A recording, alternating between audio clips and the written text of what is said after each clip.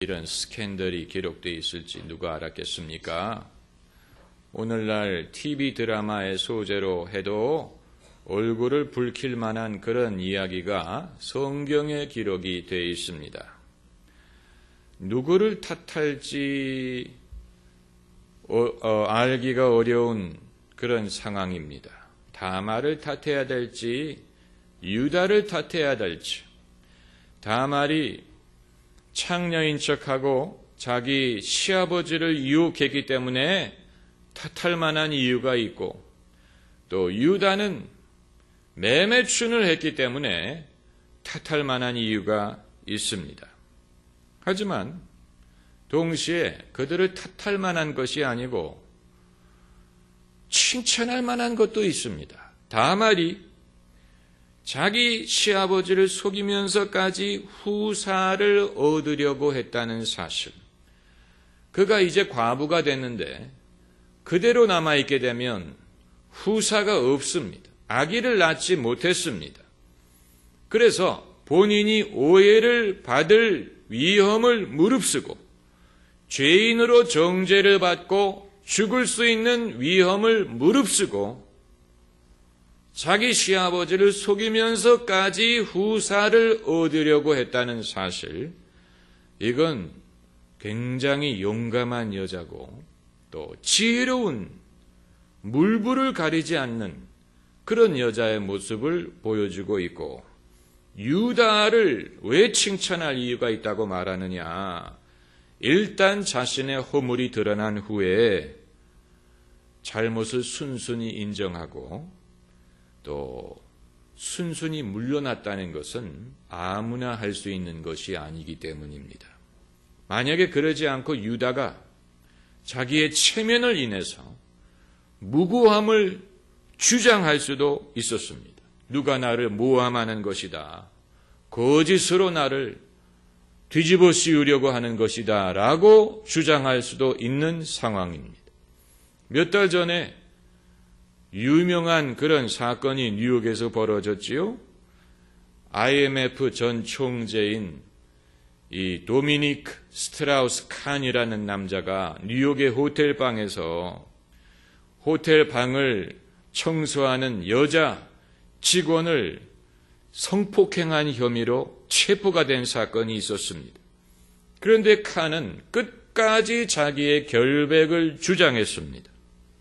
그런데 그의 주장대로 설사 이 여직원을 성폭행한 것이 아니고 상호 합의하에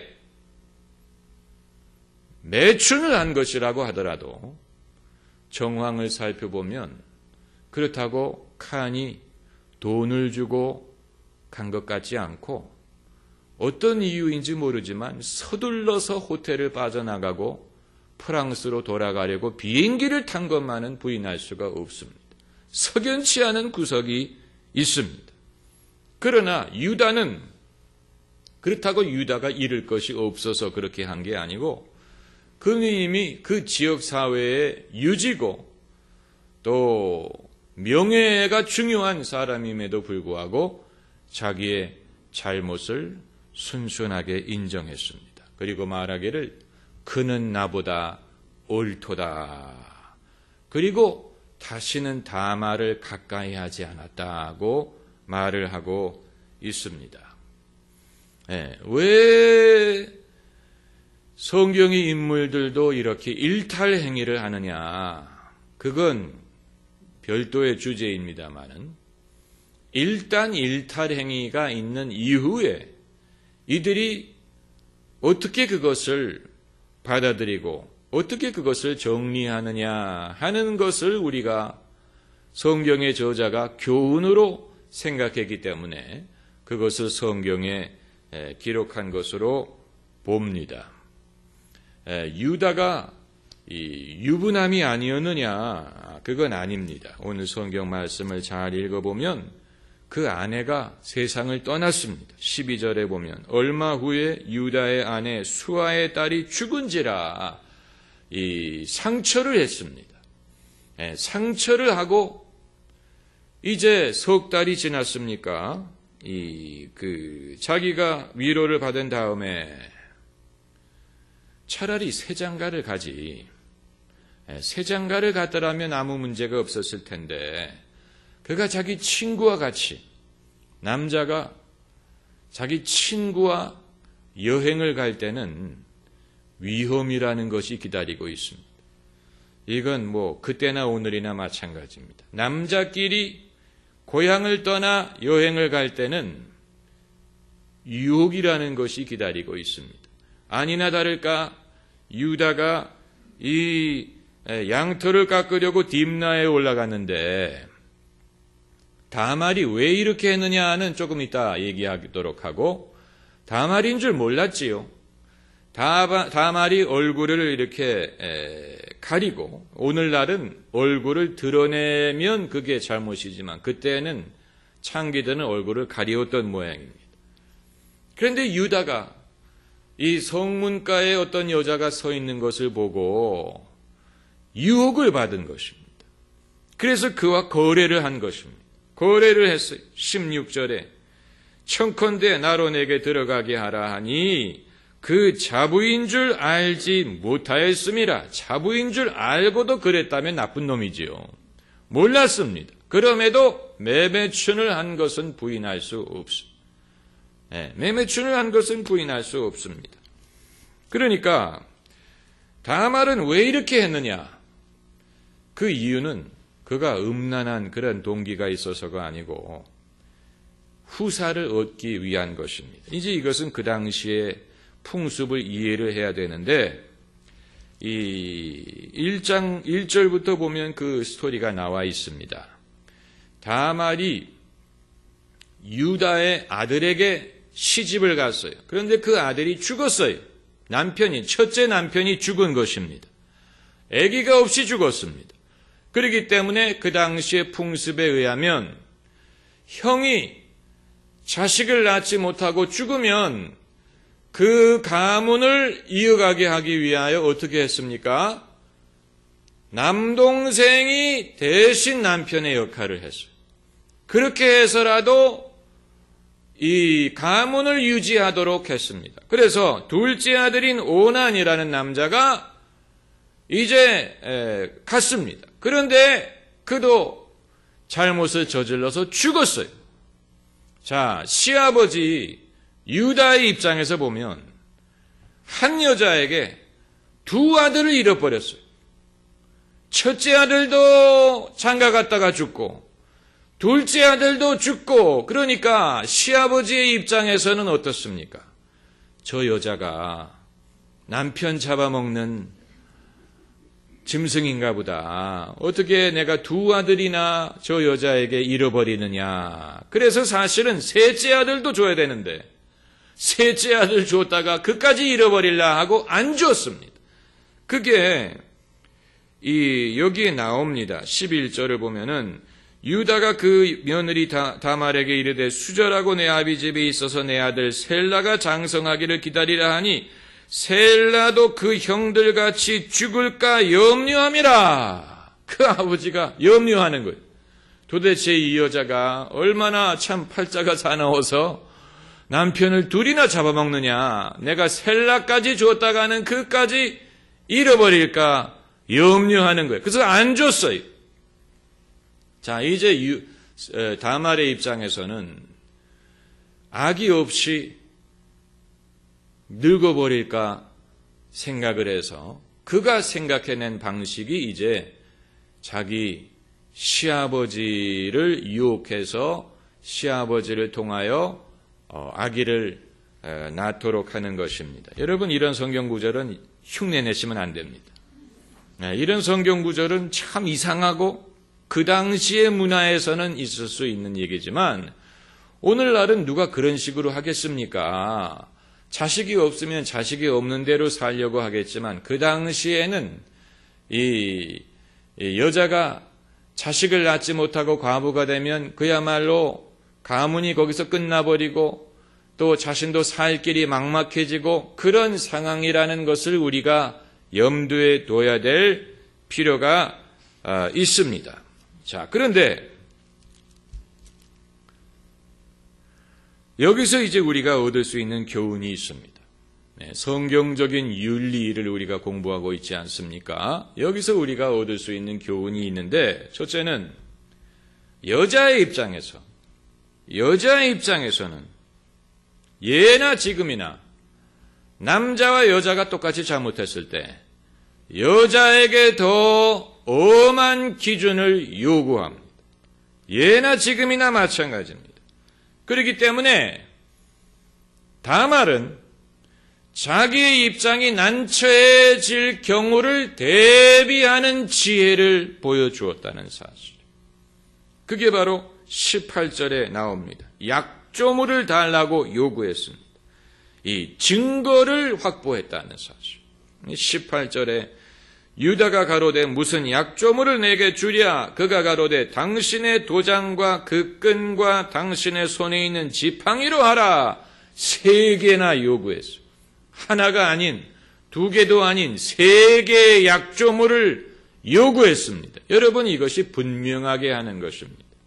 분명하게 하려면 하나만도 충분히 증거의 효과가 있는데, 게다가 2개도 아니고 3개의 증거물을 요구했어요. 확실하게 한 거예요.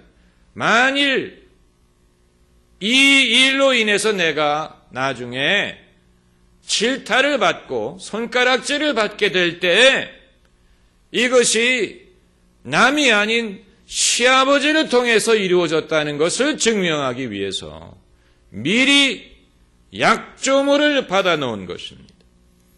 여기에 도장이란 말이 등장을 하는데, 이것은 창세기에 유일하게 등장하는 문자의 흔적입니다.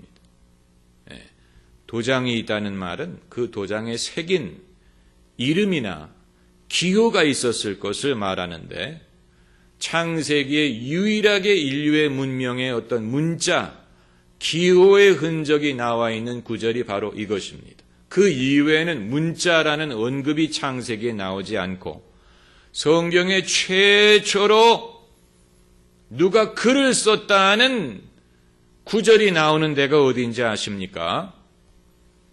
하나님이 십계명을 모세에게 주신 사건입니다.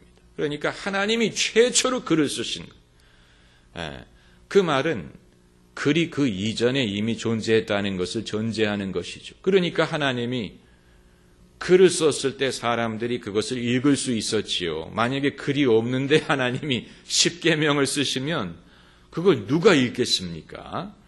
그러나 아쉽게도 하나님이 십계명 돌판을 쓰시기 이전에는 어떤 문자가 있었는지 성경이 말하고 있지 않는데, 유다에게 도장이 있었다는 말은 그 당시에 이 매매 계약을 할 때 이미 문자를 사용했다는 그런 그 증거가 되는 것입니다. 아무튼 다말이 자기의 미래를 보호할 수 있는 대책을 세웠어요.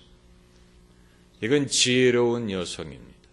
만약에 그렇게 하지 않았다면 아무도 이 여자의 말을 믿지 않았을 것이고, 아무도 그의 그 이유를 이해하려고 하지 않았을 것이고, 다말은 죄인으로 몰려서 죽었을 것입니다. 이건 예나 지금이나 마찬가지입니다. 사람이 미래를 예비해야 될 필요가 사실은 있습니다. 미래를 예비해야 될 필요가 있습니다. 현명해야 됩니다. 특별히 여자는 현명하지 않으면 남자에게 이용을 당합니다. 남자분들 기분 나쁘게 듣지 마세요. 여자는 현명하지 않으면 남자에게 상처를 입을 수가 있고 이용당할 수가 있습니다. 여자가 현명해야 됩니다. 다말이 그런 여자입니다. 그리고 다말뿐만이 아니고 유다에게서 배울 수 있는 것은 유다가 자기 잘못을 인정할 줄 알았다는 사실입니다. 사실 유다는 다른 초이스가 없었어요. 왜냐하면 25절에 여인이 끌려나갈 때 보내어 시부에게 이르되 이 물건 임자로 말미암아 잉태하였나이다. 청컨대 보소서 이 도장과 그 끈과 지팡이가 네 것이니까. 유다는 꼼짝없이 유다는 이제 초이스가 없지요. 그럼에도 불구하고 세상에는 억지를 동원해서라도 자기의 무고함을 우기려는 사람들이 있습니다. 이건 아주 중요한 것입니다. 아무리 나쁜 사람도 자기가 나쁘다고 인정하고 싶어 하지 않습니다. 나쁜 사람들도 자기가 옳다고 주장하고 싶어 합니다. 그게 인간의 모순이에요. 차라리 나는 이런 사람이야 라고 인정을 하면 적어도 솔직하기나 한데 어느 누구도 나는 나쁜 사람이다 라고 인정하고 싶지 않고 내가 옳다. 나는 정당방위였다. 나는 그렇게 할 수밖에 없었다. 이런 식으로 자기가 옳았다고 주장하고자 하는 본능이 모든 사람에게 있어요. 모든 사람은 남이 자기를 의로운 옳은 사람으로 봐주기를 바랍니다. 몇 주 전에 신문을 보니까 서구 문화는 나 중심의 문화고 한국 문화는 남이 보는 나 중심의 문화라 그랬어요. 그게 나는 마찬가지인데 서양에서는 그냥 나고 대한민국에서는 나 남이 보는 나 어떤 것이 더 골치 아픕니까? 남이 보는 나는 더 머리가 좋아야 됩니다. 남들이 나를 어떻게 보나. 그러니까 내가 성공적이냐 하는 게 중요한 게 아니고 남들이 나를 성공적이라고 여기느냐를 중요하게 생각한다니. 내가 행복하냐가 중요한 게 아니고 남들이 나를 행복하다고 생각할까를 중요하게 생각하는. 내가 의로우냐가 중요한 게 아니고 남들이 나를 의롭다고 생각하느냐를 생각하는. 그러니까 내가 행복하고 내가 성공하고 내가 의로우냐 하는 것은 부차적이에요. 아마 자기 자신은 행복하더라도 남들이 그렇게 생각하지 않는다고 생각하는 사람은 그 이유 때문에 불행할 것입니다. 남들이 나를 행복하게만 봐줬더라면 행복했을 텐데 남들은 나를 왜 불쌍하다고 말할까? 남들은 왜 나를 가난하고 이렇게 볼까? 기분 나쁘다. 자존심 상한다. 행복이란 문제는 이건 더 복잡합니다. 모든 부부는 남들이 볼 때 화목한 부부라고 생각해 주기를 바랍니다. 그래서 남들 볼 때는 손도 잡고 다니고 다정하게 얘기도 하고 그럽니다. 왜냐하면 남들이 보고 있기 때문에. 그러나 사실 중요한 것은 남이 어떻게 보느냐가 아니에요. 남이 어떻게 보느냐는 한 5분, 10분 남들에게 보일 때 그러나 나머지 시간이 중요한 것이죠. 나머지 시간이 중요한 것입니다. 설사 이 바보 온달과 평강공주 같은 커플이라고 하더라도 행복하다면, 본인들이 행복하다면 남들이 어떻게 보느냐 하는 것은 아무도 중요하지 않습니다. 그건 하나도 중요하지 않습니다. 남들은 없인 여길 수 있어요. 어떻게 저 바보 온달과 공주가 같이 살까? 또 뷰티 앤 비스트, 미인과 야수. 남들이 볼 때는 저 야수와 미인이 어떻게 같이 살까? 그러나 남들이 살아주는 게 아니기 때문에 본인들이 행복하고 본인들이 사랑하고 만족하면 그것으로 족한 것인데, 그러나 사람들은 남들의 이 시선을 의식한다는, 이 요즘 세대는 얼마만큼 의식하는지 알 수가 없지만 아마 모르긴 몰라도 여성의 입장에서 나의 신랑감은 뭐 키가 커야 되고 어떻게 갖춰야 되고 이렇게 요구하는 이유가 만일 본인의 만족을 위한 게 아니고 내 친구들이 봤을 때 꿀리지 않기 위해서 내 신랑이 이 정도 키가 되고 이 정도 뭐를 갖춰야 된다고 생각한다면, 그런 사람은 없겠지만 만일 그렇다면 그거야말로 허영의 극치입니다. 친구들이 어떻게 생각하느냐는 중요하지 않아요. 친구들이 볼 때 저 커플은 보기가 좋다, 멋있다, 어울린다, 그건 하나도 중요하지 않아요. 그렇지 않습니까?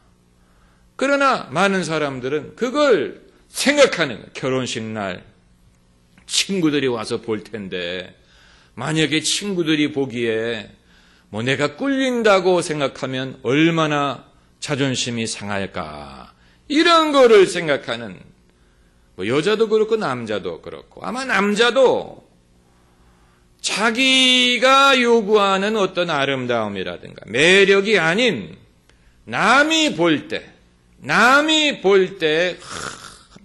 예쁘다, 남이 볼 때 아내 잘 골랐다, 이렇게 생각해 주기를 바라는 마음이 있다면 그거야말로 정말 잘못 생각하는 것이죠. 남이 생각하는 게 뭐가 중요합니까? 제 눈의 안경이죠. 자기 눈에 보기에 예쁘고 자기 눈에 만족스러우면 되는 것이지, 거기에 남들이 어떻게 볼까 하는 것은 그건 중요한 것이 아닙니다마는, 그러나 불행하게도 이 자본주의 사회는, 이건 대한민국뿐만이 아니고 모든 자본주의 사회가 마찬가지입니다. Conspicuous consumption. 이건 뭐냐면 물건을 살 때 내가 필요하기 때문에, 내가 좋아하기 때문에 소비하는 게 아니고 남들에게 보이기 위해서 사는 경우가 많다. 아마 명품을 사는 동기도 그게 아닐까. 저는 명품을 별로 사지 않기 때문에 제가 사는 명품은 애플 정도입니다.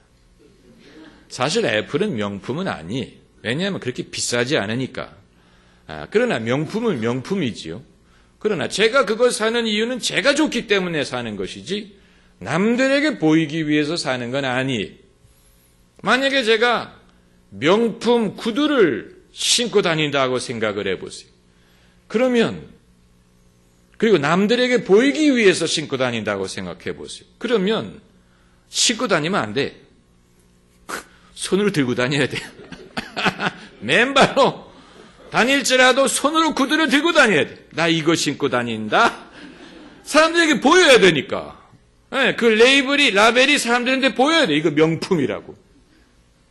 그러니 명품을 샀는데 남들이 봐주지 않는다면 얼마나 억울하겠습니까? 남들이 보라고 샀는데 아무도 안 봐줘.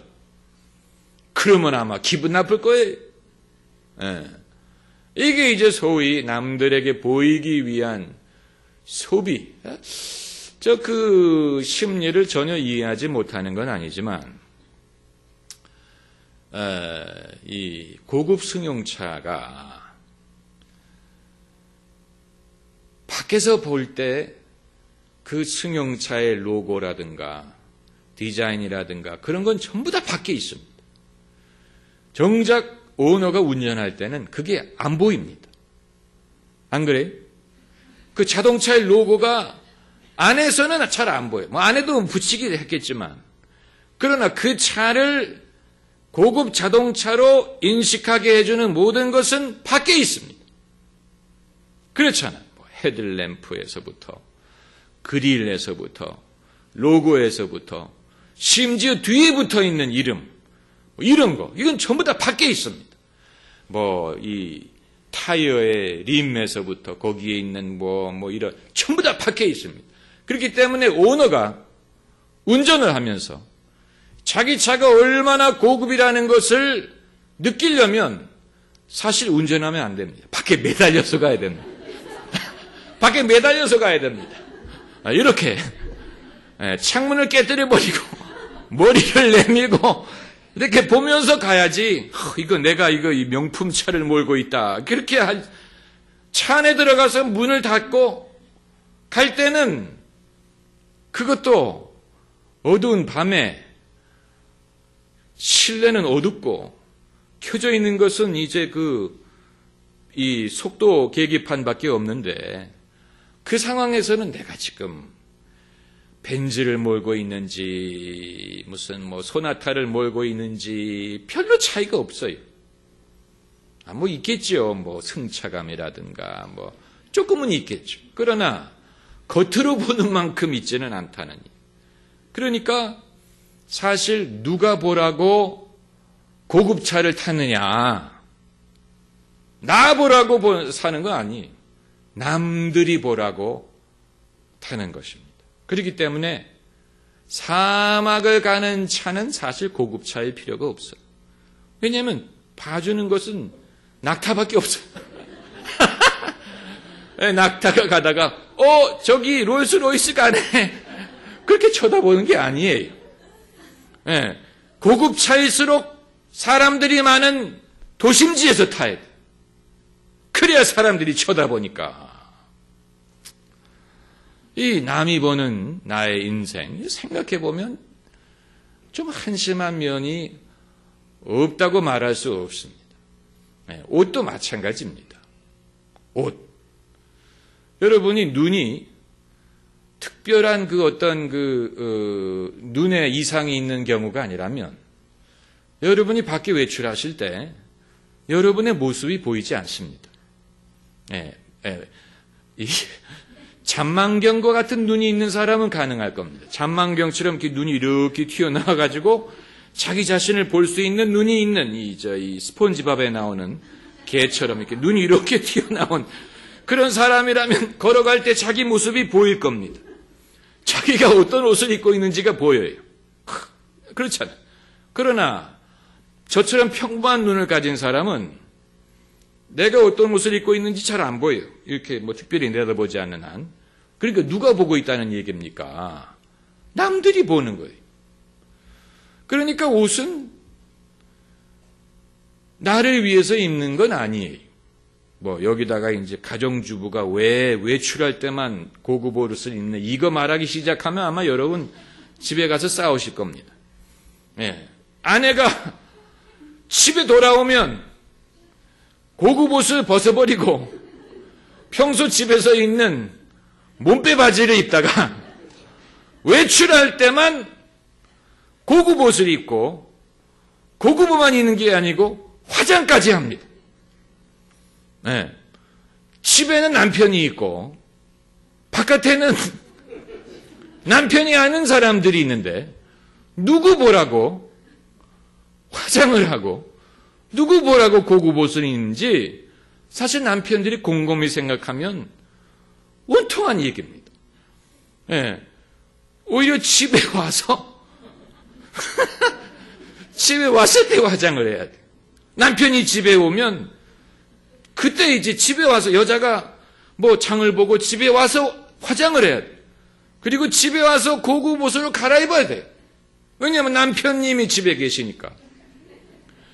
그러나 대부분의 여성은 집에 오면 옷을 갈아입어요. 이상한 일이에요. 이상한 일이. 그러니까 이 사람이 불특정 다수에게 자신을 보여주고 싶은 마음이 있다는 것을 보여주고 있는 거예요. 불특정 다수.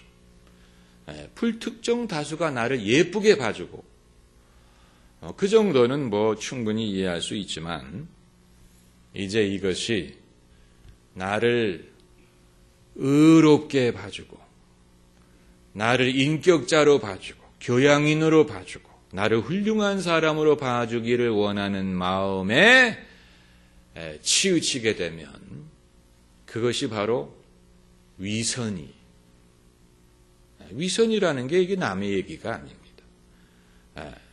애교로 봐줄 수 있는 위선이 있고 위험한 위선이 있는데, 만일 유다가 사람들이 자기를 실제보다도 더 의롭다고 생각하기를 바랬다면 자기의 옳음을 주장하고 다말을 죄인으로 몰았을 것입니다. 저 여자가 거짓말을 한다. 저 여자가 생사람 잡는다. 이런 식으로 자기를 옳다고 드러내기 위해서는 첫째는 거짓말을 해야 되고, 둘째는 남에게 죄를 뒤집어 씌워야 돼요. 여기에다가 사회적인 지위와 사회적인 힘까지 보태면 굉장히 위험한 힘이 되는 것입니다. 당연히 유다는 남자고 또 지역사회의 유지이기 때문에 그에게는 힘이 있어요. 반대로 다말은 과부고 힘이 없는 여자예요. 그렇기 때문에 자기가 옳다는 것을 주장하기 위하여 자기의 이 사회적인 지위와 남자로서의 권위까지 동원을 했다면 다말은 완전히 나쁜 여자. 그래서 아마 본문에 나온 것처럼 불에 태워서 죽이는 데 성공했을 것입니다. 그런데 유다가 그렇게 하지 않았어요.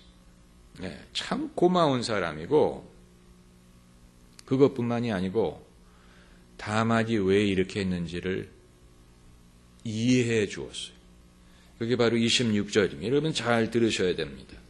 여기서는 이제 그냥 자기의 잘못을 인정한 것에서 끝나지 않고 다말이 왜 이렇게 했는지를 이해해 주었다는 것은 이건 대단한 일입니다. 아마 세상 사람들이 여기까지 가지 않는 사람들이 많을 것 같아요. 그러니까 그냥 내가 봐준다, 용서한다, 넘어간다, 우리 잊어버리고 넘어가자 이렇게 하는 사람들은 많지만 저쪽에서 왜 저렇게 할 수밖에 없었는지를 이해해 주는 사람은 그렇게 많지 않습니다. 저 사람이 왜 저렇게 했을까? 다말이 왜 저렇게 했을까? 다말이 왜 말도 안 되는 저런 일을 했을까를 시아버지가 이해해 줬어요. 26절에 그가 말합니다. 유다가 그것들을 알아보고 가로되 그는 나보다 옳도다. 내가 그를 내 아들 셀라에게 주지 아니하였음이로다. 왜 다말이 이렇게 했는지를 이해해 줬어요. 다말의 그 동기를 이해해 줬어요. 후사가 있어야 되는데 내가 내 아들을 주지 않기 때문에 다말이 부득이 이렇게 해서라도 후사를 얻으려고 한 것이다. 이해해 줬어요. 여러분 이거 참 고마운 일입니다. 그리고 우리가 좀 더 깊이 생각하면 유다가 뭐라고 말했냐면 그는 나보다 옳도다라고 말했습니다. 그는 한번 따라해봐요. 그는 나보다 옳도다. 사실 지금 이것은 스캔들인데 스캔들이 벌어진 상황에서 어떻게 누가 옳다는 말을 할 수가 있습니까? 옳다는 말을 하기가 어려운 상황이죠. 스캔들인데. 오늘날 같으면 아마 그런 말하는 사람 없을 거예요. 그런데 그렇기 때문에 이러한 상황에서도 겉으로 드러나는 것만으로 사람을 판단하면 안 된다는 교훈을 얻을 수가 있는 거예요. 겉으로 드러나는 것만으로 판단하려고 하지 말고 중심을 볼 수 있다면 이런 상황에서도 옳은 사람이 있을 수 있다는 얘기. 옳은 사람이 있을 수 있다는 얘기. 유다가 지금 비록 실수를 했지만 다말도 뭐 그렇게 잘한 건 아니지만 그럼에도 겉으로 드러나는 것만으로 판단하지 말고 중심을 볼 수 있다면 이런 상황에서도 옳은 사람을 찾을 수가 있다. 사람의 어떤 옳은 바른 동기를 찾을 수가 있다는 얘기입니다. 예. 이건 이제 저도 이 말씀 준비를 하면서 생각하게 된 것이고 아마 여러분도 이게 좀 여러분 마음속에 이렇게 들어가기까지 시간이 걸릴 거라고 생각을 합니다. 예? 계란도 이 완숙하려면 끓는 물 속에 몇 분 정도 넣어야 되는 것처럼 하나님의 말씀을 우리가 충분히 이해하려면 이게 우리의 편견, 선입관을 지나서 우리 마음속에 들어가려면 이게 단숨에 되는 것은 아니지만 이러한 상황에서도 우리가 겉으로 드러나는 것만을 가지고 사람을 판단할 수 없다는 것을 보여줍니다. 그러나 우리는 그렇게 하지 않습니다. 당장 눈에 보이는 것만으로 사람을 판단하려고 하지. 중심을 보면 정말로 그 사람의 상황을 보고 그 사람의 그 동기를 보고 마음을 보면 우리가 평소에 뭐 신문이라든가 이런 거 보고 쉽게 남들을 판단하는 것처럼 사람을 판단할 수 있는 것만은 아니라는 것을 생각할 수가 있고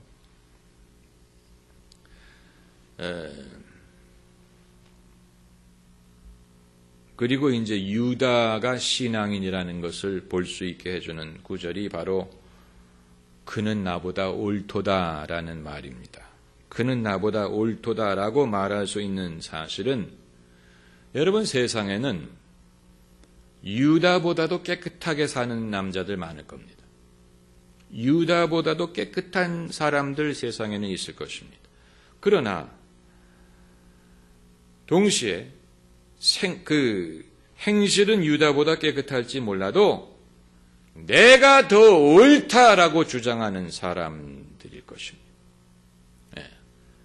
행실은 유다보다 옳은데 자기 생각이 나는 남들보다 옳다라고 생각하는 사람이 유다처럼 실수를 하지만 그가 나보다 옳다라고 말하는 사람보다도 사실은 더 위험한 사람. 여러분 무슨 말인지 아시겠지요? 나는 남보다 옳다라고 생각하는 사람은 그 말은 무슨 뜻입니까? 남이 나보다 틀렸다라는 뜻입니다. 남이 나보다 틀렸다. 남이 나보다 불의하다. 내가 옳다는 말은 남이 틀렸다는 얘기입니다. 그러나 그가 나보다 옳다라는 말을 할 수 있는 사람, 여러분 그건 대단한 일입니다. 그 대단한 사람, 아무나 그렇게 말을 할 수 있는 것이 아닙니다. 세상의 진짜 불의는 의로움의 이름으로 자행됩니다. 세상의 많은 불의는 의로움이라는 이름으로 자행됩니다. 정의, 하나님의 영광, 이런 이름으로 자행되는 불의한 일이 얼마나 많은지 몰라요. 그게 아주 위험한 것입니다. 그리고 이제 하나만 더 보고 끝냅시다. 마태복음 1장 3절로 가서 보세요. 마태복음 1장 3절. 마태복음 1장 3절 우리 같이 읽으십시다. 유다는 다말에게서 베레스와 세라를 낳고 베레스는 헤스론을 낳고 헤스론은 남을 낳고. 마태가 이것을 굳이 말하고 있는 데는 이유가 있습니다. 이 유다가 그 유다고 이 다말이 그 다말입니다. 우리가 읽었던 그 스캔들의 주인공들인데 그렇게 해서 태어난 베레스의 가문을 혈통을 쫓아서 다윗 왕이 태어났고 또 누가 태어났습니까? 예수님이 태어나셨어요. 참 신기한 일이, 참 신기한 놀라운 일이. 그러니까 사람은 이건 뭐 못된 짓이다, 부끄러운 일이다, 창피한 일이다라고 그냥 덮어놓고 그렇게 버릴 수 있는 이 일을 통해서 하나님께서 당신의 아들 예수 그리스도가 그 혈통을 쫓아서 태어나게 하셨다는 것입니다. 그러면 나도 내 혈통을 쫓아서 위대한 사람이 태어나게 하려면 유다처럼 하라는 얘기냐? 아니죠. 그건 절대로 아닙니다. 그건 하나님을 시험하는 것입니다. 다만 때로는 사람은 외적으로 판단하고 이 심판하고 넘어갈 만한 이 일을 통해서도 하나님께서는 그럼에도 불구하고 당신의 목적을 이루실 때가 있다는 사실입니다. 여러분이 이미 알고 계시는 결론이지만 성경은 부끄러워하지도 않고 숨기려고 하지도 않고 미화하려고 하지도 않고 그대로 이름까지 거명하면서 유다는 다말에게서라고 말하고 거기다 괄호 열고 그의 자부라고 말했으면 더 좋았을 텐데 그러나 그게 그거죠. 괄호 열고 했다면 사람들이 3절을 그냥 읽지 않았어요. 유다는 다말 괄호 열고 그의 자부 괄호 닫고 사람들이 마태복음 1장 3절에 이런 충격적인 성경 구절이 있다니. 이 충격적.